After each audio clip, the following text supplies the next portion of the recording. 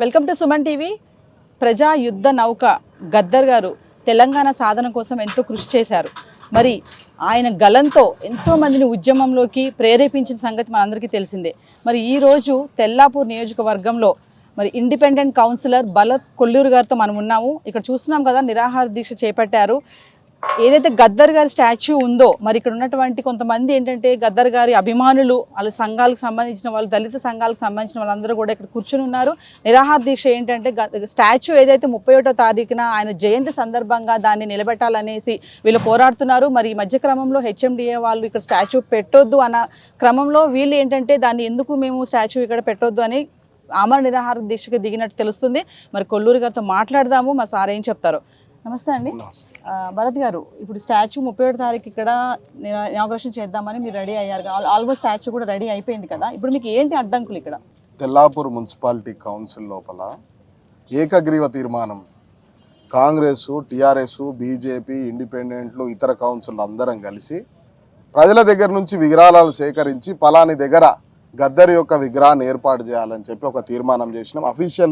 అఫీషియల్గా చేసిన తీర్మానం ఇది. ఈ తీర్మానాన్ని పెట్టి హెచ్ఎండిఏ వాళ్లకు, సార్ మేము ఇట్లా తీర్మానం చేసినాం, ఈ తీర్మానానికి మీరు పర్మిషన్ ఇచ్చి ఈ ల్యాండ్ లోపల మేము గద్దర్ విగ్రహం ఏర్పాటు చేసుకోవడానికి పర్మిషన్ పెడితే వాళ్ళు స్పందించకపోగా ఈ భూమిని రెండు వైపులా డబల్ రోడ్ 100 ఫీట్ రోడ్ ఉండడం వల్ల రాబోయే రోజులలో రియల్ ఎస్టేటర్లకు అమ్ముకునే ఒక దురుద్దేశంతో గద్దర్ స్టాచ్యూని ఇక్కడ నిలబెట్టనీయకుండా దాన్ని కూల్చేయడానికి తీవ్ర ఎత్తున 2 రోజుల నుంచి తీవ్ర ఎత్తున ప్రయత్నాలు చేస్తున్నారు. మేము కూడా ప్రభుత్వ పెద్దల దగ్గరికి అప్రోచ్ అయ్యే ప్రయత్నాలలో కూడా విఫలమవుతున్నాం.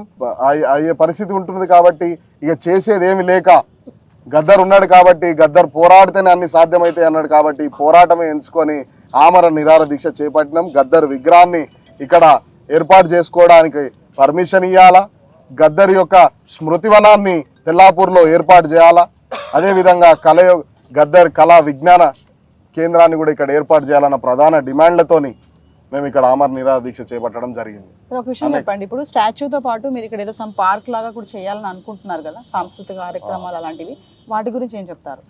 తెల్లాపూర్లో మున్సిపాలిటీలో ఒక చిన్న లైబ్రరీ ఉండే పరిస్థితి లేదు, కళకు అసలే పరిస్థితి లేదు, విజ్ఞానానికి అసలే పరిస్థితి లేదు. ఈ మున్సిపాలిటీ లోపల కొన్ని వేల లక్షల మంది డబుల్ బెడ్రూమ్లు ఇక్కడే వచ్చినాయి. తెల్లాపూర్ లోపల 20,000 మంది డబుల్ బెడ్రూమ్లు ఇచ్చినారు. తర్వాత కొన్ని రియల్ ఎస్టేట్ కంపెనీలు చేసిన బిల్డింగ్స్ వల్ల అనేక రకాల మంది పబ్లిక్ వచ్చారు, కానీ లైబ్రరీ ఉండే పరిస్థితి లేదు. గద్దర్ గారు చనిపోయినప్పుడు 10 రోజుల సంతాప సభ ప్రకటన చేసి 10 రోజులు ఆయనకు సంతాపం తెలియజేసి 11వ రోజు నాడు సంతాప సభ పెద్దగా తెలంగాణ రాష్ట్రంలో ఎక్కడ లేనంత ఎత్తులో ఇక్కడ భారీ సంతాప సభను ఏర్పాటు చేసి అప్పటి సిఎల్పి లీడర్ బట్టి విక్రమార్క గారు పిలిచి ఇక్కడ ఉన్న పరిస్థితులను, లక్షల కొద్ది జనం వస్తున్నారు, డబల్ బెడ్రూమ్లు ఉన్నాయి, మాకు గద్దర్ గారి పేరు మీద ఇక్కడ ఒక కళ తర్వాత విజ్ఞానికి సంబంధించినటువంటి ఒక కేంద్రం కట్టండి, అదేవిధంగా స్మృతివనాన్ని ఏర్పాటు చేయండి, గద్దర్కు మేమందరం కలిసి ఒక స్టాచ్యూ చేస్తామనంటే ఆ రోజు రికార్డెడ్ స్టేట్మెంటు వీడియో కూడా ఉన్నది మీకు ఇస్తా. ఆయన ఇక్కడ గద్దర్కి సంబంధించినటువంటి ఒక 50 ఎకరాల లోపల ఆయనకు సంబంధించినటువంటి ఒక తర్వాత స్మృతివనాన్ని ఏర్పాటు చేద్దామని చెప్పి ఆయన మా ప్రభుత్వం వస్తే చేస్తా అని చెప్పిండు.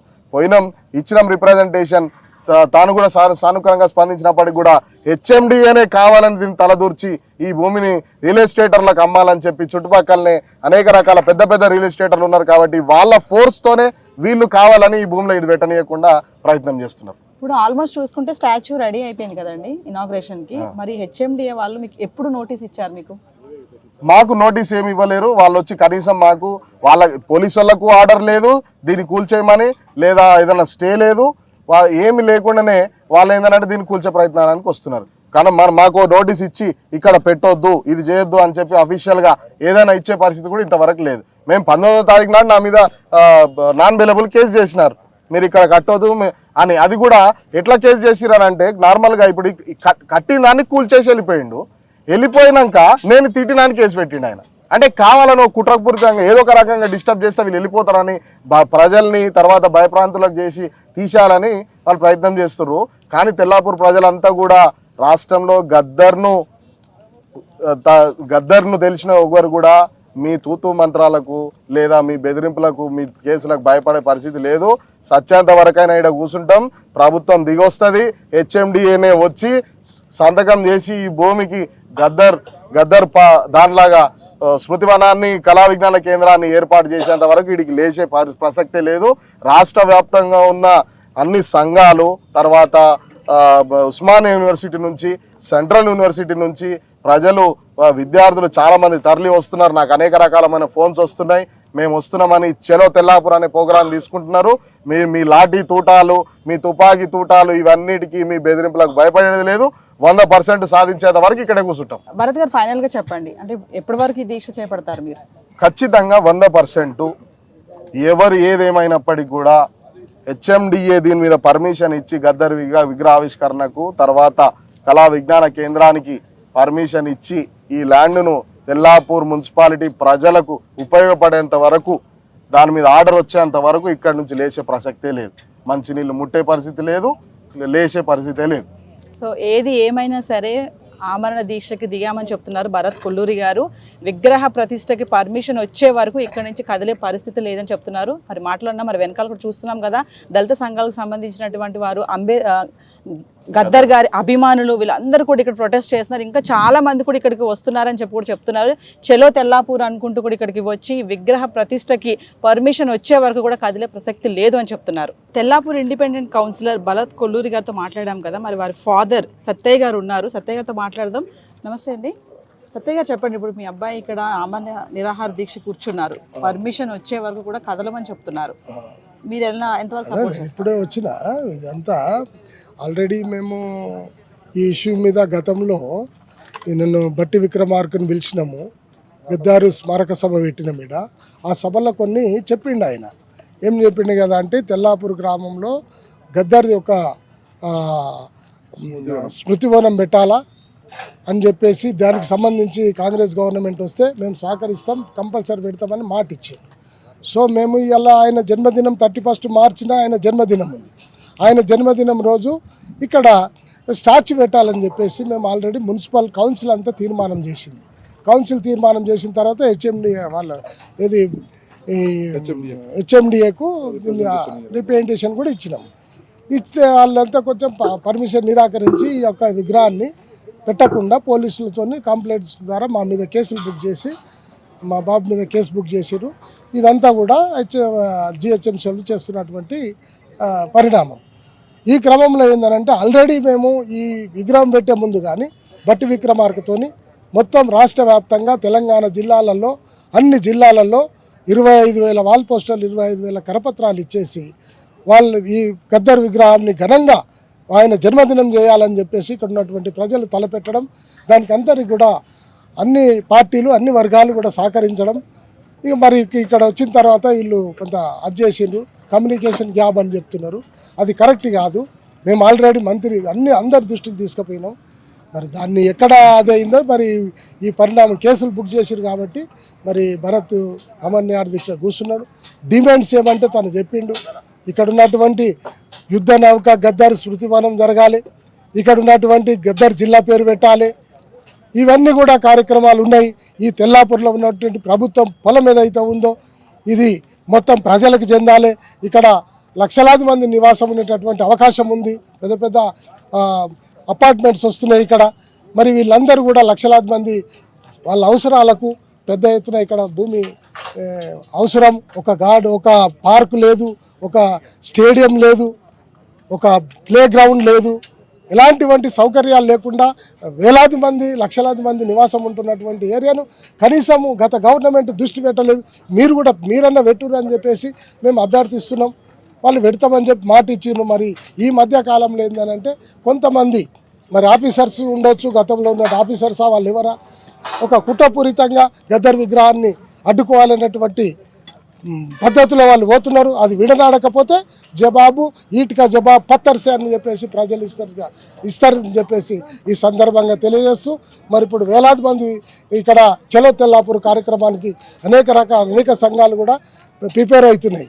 అక్కడ తావు ఇవ్వకుండా ముందే సమస్యలు పరిష్కారం చేసుకోవాల్సిందిగా నేను ఈ సర్కార్ను, ప్రభుత్వాన్ని, అధికారులను విన్నవించుకుంటూ సెలవు తీసుకుంటాం. ఈరోజు తెల్లాపూర్ మున్సిపాలిటీ వాళ్ళు తెల్లాపూర్ మున్సిపల్ కమిషను తర్వాత ఇక్కడున్న ప్రజలు స్వచ్ఛందంగా తర్వాత ఇండిపెండెంట్గా వాళ్ళందరూ ఒక నిర్ణయం తీసుకున్నారు, ఒక చారిత్రక నిర్ణయం. అదేంటంటే ఇక్కడ సర్వే నంబరు 323/1 ఈ ప్రదేశంలో గద్దరన్న విగ్రహం ఏర్పాటు చేయాలి. తర్వాత గద్దరన్న తత్వాన్ని, తన ఆలోచన విధానాన్ని, తన పని విధానాన్ని ఈ దేశం మొత్తం తెలిసే విధంగా ఇక్కడ గద్దరు విగ్రహంతో పాటు ఒక కల్చరల్ నాలెడ్జ్ సెంటర్ని ఏర్పాటు చేయాలి అని చెప్పేసి, అది ఒక యూనివర్సిటీ స్థాయి వరకు ముందుకు వెళ్ళాలి అనే ఒక ముఖ్య ఉద్దేశంతో ఈ డిమాండ్ను వాళ్ళు ముందుకు తీసుకొచ్చారు. అయితే దాంట్లో తర్వాత వీళ్ళు ఇప్పుడు ఎదుర్కొంటున్న ఆటంకాలు అనేటివి ఇక్కడున్న పెట్టుబడి వర్గాలు ఏదైతే అడ్డంకులు సృష్టిస్తున్నారో అది పోలీసులు, హెచ్ఎండిఏ సంస్థల ద్వారా మనకు ముందు ఉండొచ్చు, కానీ బట్ దీన్ని వెనకాల ఉండి దీన్ని అడ్డుకునే వాళ్ళ గురించి ఒకసారి ఆలోచిస్తే అది గద్దరన్న ఆలోచన విధానానికి కంప్లీట్గా వ్యతిరేకంగా ఉంటుంది. రెండు, ఇప్పుడు ఈ ప్రాంతాన్ని తెల్లాపూర్ టెక్నో సిటీ అని పిలుస్తున్నారు. ఎక్కడ చూసినా పెద్ద పెద్ద మేడలే కనిపిస్తున్నాయి, అందాల మేడలు ఇవన్నీ. ఇక్కడ ఒక జీవన విధానం కూడా మనుషులకు తెలిసే విధంగా కూడా ఏం లేదు. ఉరుకులు పరుగులు, ఉల్లాసంగా తర్వాత మానవీయంగా కొద్దిగా సమయాన్ని గడపాలి అంటే కూడా తెల్లాపూర్లో ఇప్పుడు ఆ సమయం లేదు. ముందు ఒకప్పుడు ఇదంతా ఒక ఊరు, ఇక్కడ చెట్లు ఉంటుండే, అడవి ఉంటుండే, ప్రజలు మాట్లాడే తీరు కానీ అదంతా గద్దరన్నకు ఈ ప్రదేశంతో ఎంతో అంటే ఆ సంబంధం ఎప్పటి నుంచో ఉంది. సో ఆ సంబంధాన్ని వీళ్ళు గుర్తు చేసుకుంటే, ఇప్పుడు మీరు యూట్యూబ్లో కూడా గద్దర్ తెల్లాపూర్ వీలునామా మరణ వాంగ్మూలం అని మీరు కొడితే తను ఇక్కడ 10 సంవత్సరాలు 15 సంవత్సరాల కింద మాట్లాడిన యూట్యూబ్ వీడియోలన్నీ మీకు గద్దరన్న తెల్లాపూర్లో మాట్లాడిన వీడియోలన్నీ ఉంటాయి. దాంట్లో తను క్లియర్గా చెప్తాడు, అంటే ఈ ప్రదేశానికి తనకు ఎటువంటి చాలా క్లోజ్ రిలేషన్ సంబంధం ఉంది అనేది. రెండు, ఇక్కడ ఎన్నో భూపోరాటాలు జరిగినాయి, దాంతో కూడా తన సంబంధం అంటే తనకున్న సంబంధాలు అంతో ఇంతో కాదు. అందుకనే వీళ్ళు ఒక రకంగా చాలా హిస్టారిక్ డిసిషన్ తీసుకున్నారు. అది కేవలం ఈ తెలంగాణ ప్రజలకే ఇన్స్పిరేషన్ కాదు, మొత్తం యావత్ దేశ ప్రజానికానికి కూడా ఇది ఎంతో గొప్ప విషయం. రెండే విషయాలు ఎందుకు అనంటే, తను ప్రకృతి గురించి మాట్లాడిన వ్యక్తి, తను పోరాటము జీవన విధానం గురించి మాట్లాడిన వ్యక్తి. కాబట్టి ఇక్కడ ఉన్న అపార్ట్మెంట్, ఈ వెల్ఫేర్ అసోసియేషన్ వీళ్ళందరికీ కూడా ఒకటి ఆలోచించాలా. మీరు ఈరోజు అపార్ట్మెంట్లలో ఉంటున్నారు, రేపటి నాడు మీరు ఒక పార్కుకు పోవాలన్నా మీకు దగ్గరలో పార్క్ ఉండదు. మీరు ఊరవతల దాటి కొన్ని 100 రూపాయలు 1000 రూపాయలు పెట్టుకొని మీరు ఎక్కడికో వెళ్తారు. అదే ఇక్కడ 10 ఎకరాలు 15 ఎకరాలలో ఒక పార్కు, ఒక కల్చరల్ నాలెడ్జ్ సెంటరు, ఒక యూనివర్సిటీ స్థాయిలో ఇవన్నీ ఇక్కడ ఉంటే మీ పిల్లలకు మాకు గ్రామీణ సంస్కృతి దొరకలేదు అని చెప్పేసి మీరే మళ్ళీ బాధపడే సందర్భం వస్తుంది. కాబట్టి ఈ భూమిని, ఈ ఆలోచన విధానాన్ని, ఈ పని విధానాన్ని కాపాడుకునే బాధ్యత ఇక్కడ కేవలము ఈ గుడిసెలలో ఉంటున్న ప్రజలకే కాదు, ఇక్కడ ఉన్న కార్మిక వర్గానికే కాదు, ఈ అపార్ట్మెంట్లలో ఉంటున్న మీకు కూడా గద్దరు చాలా అవసరము. ఎందుకంటే గద్దర్ రాసిన పాటలు ఒకవేళ ఈరోజు ఇంగ్లీష్లో ఉంటే మీకు అర్థమవుతుండే గద్దర్ అన్న ఏం చెప్తుండేనో. అందుకే ఇప్పుడు ఈ కల్చరల్ నాలెడ్జ్ సెంటర్ ఉంటే ఆయన పాటల్ని మేము ఇంగ్లీష్లోకి అనువాదిస్తాము, కళాకారులు ఇంగ్లీష్లోకి అనువాదిస్తారు. కాబట్టి ఈ భూమి, ఈ డిమాండు, ఇప్పుడు భరత్ గారు కూర్చున్న ఈ ఆమరణ నిరాహార దీక్షకు ఇంత లార్జరు ఒక తాత్విక పునాది ఉన్నది. కాబట్టి ఇది తెలంగాణ, ముఖ్యంగా ఈ 2 తెలుగు రాష్ట్రాల్లో ఈ ముఖ్యంగా మీరందరూ చాలా సానుకూలంగా దీనికి స్పందించి మీరు తెల్లాపూర్కి ఇక్కడ సంఘీభావం తెలుపుతూ అదేవిధంగా ప్రభుత్వంపై ప్రెషర్ తీసుకొచ్చే విధంగా చేయాలి అనేది మా అందరి తరపున తెల్లాపూర్ ప్రజలు, తర్వాత ఇక్కడున్న మేధావి వర్గము, ఇక్కడున్న కార్యకర్తలు, కార్మిక వర్గం అందరి తరపున మీ అందరికీ మా ఇదే వందనాలు. ఇక్కడ ఉన్నటువంటి భరత్ తెల్లాపూర్ నియోజకవర్గం మా గ్రామ మున్సిపాలిటీలో ఆయన ఒక మున్సిపల్ కౌన్సిలర్ కాబట్టి కౌన్సిలర్లు అందరూ కలిసి కూడా ఏం చేశారంటే మున్సిపల్లో ఒక తీర్మానం చేశారు. ఆ తీర్మానం చెల్లుబాటు అవుతుందా అవ్వదా అది తర్వాత విషయం. దాన్ని కూడా రిప్రజెంటేషన్గా తీసుకుపోయి హెచ్ఎండిలో ఇవ్వడం జరిగింది. కాకపోతే అధికారుల దృష్టికి వెళ్ళలేదని చెప్పేసి విన్నాం. సెప్టెంబర్ 9 తారీఖు నాడు గద్దరన్న సంస్కరణ సభ జరిగింది ఇక్కడ. అప్పుడు సిఎల్పి లీడర్గా ఉన్నటువంటి బట్టి విక్రమార్క గారు కూడా ఇక్కడ రావడం జరిగింది. అందులో తీర్మానం చేయడం కూడా జరిగింది. 10 ఎకరాల స్థలం ఆయనకు ఇద్దాం కాంగ్రెస్ ప్రభుత్వం ఏర్పడ్డాక అని చెప్పేసి చెప్పడం జరిగింది. దాని తర్వాత ఏమైందంటే ఇవాళ ప్రభుత్వం ఏర్పాటైంది. ప్రభుత్వం ఏర్పాటైనాక మరి స్థలం ఇవ్వడానికి వాళ్ళకు ఒకవేళ పర్మిషన్ రిప్రజెంటేషన్ పెట్టింది ఇచ్చిన వాళ్ళకి అందకపోవచ్చు. కాబట్టి ఏదేమైనప్పటికీ మేడం ఈ నిరాహార దీక్షకు మా సానుభూతి ఉంటుంది, మేము అందరం కూడా సహకరిస్తాము. తప్పకుండా ఈ కార్యక్రమాన్ని పూర్తి చేస్తామని చెప్పేసి మేము మా సంఘాల తరఫున కూడా మేము మీకు అందరికీ కూడా మాట ఇస్తున్నాం. గద్దరన్న విగ్రహం గురించి మా ఇండిపెండెంట్ కౌన్సిలర్ భరత్ గారు వారు నిరాహార దీక్ష చేస్తున్నారు. ఆ విగ్రహ ప్రతిష్టాపన మరి అది ఎవరు హెచ్ఎండిఏ వాళ్ళు ఆపినట్టుగా మాకు తెలిసింది. మరి ఆయనకు మద్దతు తెలుపుతూ మేము ఈడ నిరాహార దీక్ష ఆయనతో పాటుగా మేము కూడా నిరాహార దీక్ష మద్దతు తెలుపుతూ కూర్చుంటామనేసి మేము ఒక నిర్ణయానికి వచ్చాము. విప్లవ సంఘాలు మొత్తం తెల్లాపూర్ తరలిస్తున్నాయి. ఈ విగ్రహం కనుక ఇదే విధంగా కనుక ఆపినట్టయితే హెచ్ఎండిఏ వాళ్ళు మొత్తం ఉన్నటువంటి తెలంగాణలో ఉన్నటువంటి విప్లవ వీరులు, వివిధ సంఘాల వాళ్ళు, విద్యార్థులు కానీ, స్టూడెంట్స్ కానీ, కార్మిక నాయకులు కానీ, ట్రేడ్ యూనియన్ నాయకులు కానీ అందరూ తెల్లాపూర్ తరలిచ్చే అవకాశం ఉన్నది. మా భరత్ ఆధ్వర్యంలో ఈ విగ్రహం, ఈ స్మృతివనము తయారు కావాలి, ఇనాగ్రేషన్ కావాలనేసి మనస్ఫూర్తిగా కోరుకుంటున్నాను. ఈరోజు ఏదైతే ఈ గద్దర్ ప్రతిష్టాపన సందర్భంగా కౌన్సిలర్ భరత్ గారు ఆమరణ నిరాహార దీక్ష ఇక్కడ చేయడం జరుగుతుంది. దానికి ప్రధాన ఉద్దేశం ఏంటంటే ప్రధానమైన డిమాండ్లు, ఒకటి గద్దార్ స్మృతివనం. ఇక్కడ నుంచి సుమారు 40 ఎకరాలు 50 ఎకరాల వరకు కూడా ఇటు నుంచి మొత్తం చెరువు వరకు, చెరువు ఒడ్డు ప్రాంతం అంటాం, చెరువార అంటాం. ఇక్కడ ఈ ప్రాంతం మొత్తం కూడా దేని కన్స్ట్రక్షన్కి పనిచేయది ఒక గార్డెన్గా ఏర్పాటు చేసి డెవలప్మెంట్ చేసి ఎవరన్నా రావడానికి విజిటర్స్ కానివ్వండి, లేదా వాకర్స్ కానివ్వండి, లేదా ఇంకా ఇతర ఆహ్లాదకరంగా వాతావరణం మొత్తం టోటల్ కూడా మొత్తం మున్సిపాలిటీ అంతా కూడా 1,00,000 జనాభా పైన అవుతుంది. మరి ఎక్కడ కూడా ఇంత పెద్ద జాగా లేదు. ఇలాంటి పార్క్ చేసినట్టయితే ఆయన పేరు పెట్టి గద్దార్ యొక్క స్మృతివనం అని ఏర్పాటు చేసి ఇదంతా కూడా ప్రభుత్వమే డెవలప్మెంట్ చేయాలి.